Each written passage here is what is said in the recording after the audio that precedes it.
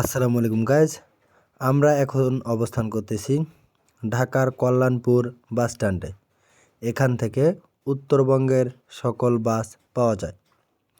এবারে যাত্রায় আমরা রংপুরে যাচ্ছি নাবিল পরিবহনের একটি নন এসিতে। Non AC bus counter Nabil পরিবহন। জনপ্রতি ভাড়া পড়েছে 800 টাকা। আমরা এখন কাউন্টারে আছি, টিকিট কেটে কাউন্টারে অপেক্ষা করতেছি গাড়ি আসার জন্য। আমাদের গাড়ি 6:15। এখানে এসি নন এসি সব বাসের টিকিট পাওয়া যায়। আপনারা খেয়াল করেন তাদের শিডিউল, বাস ছাড়ার সময় এখানে দেওয়া আছে এই চার্টের মধ্যে। আপনারা চাইলে ভাড়াটাও দেখতে পারেন। আমরা কাউন্টার থেকে তাদের নিজস্ব মিনি ট্রানজিট বাসে করে গাবতলীর মাজার রোডের উদ্দেশ্যে রওনা হয়েছি।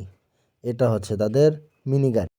তাদের মেন গাড়িটি ছাড়বে গাবতলীর মাজার রোড থেকে সন্ধ্যা 6:30।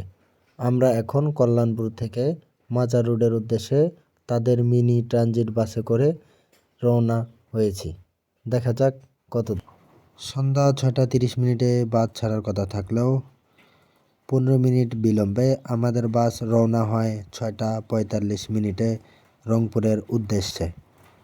আমরা নাবিল পরিবহনের এই নন এসি বাসটিতে করে রওনা হয়েছি।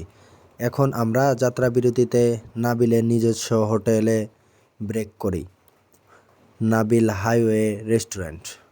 আমরা এখন এখানে ফ্রেশ হয়ে খেয়ে তারপর আবারও রংপুরের উদ্দেশ্যে রওনা হব।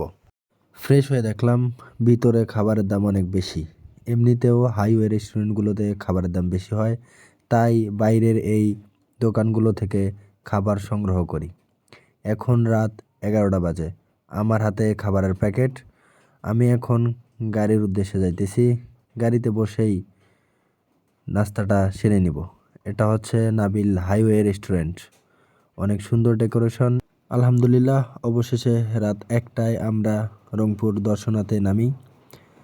রাস্তায় জ্যাম থাকার কারণে এবং আমার কিছু সমস্যার কারণে অনেক ফুটেজ তুলে ধরতে পারিনি। আল্লাহ হাফেজ।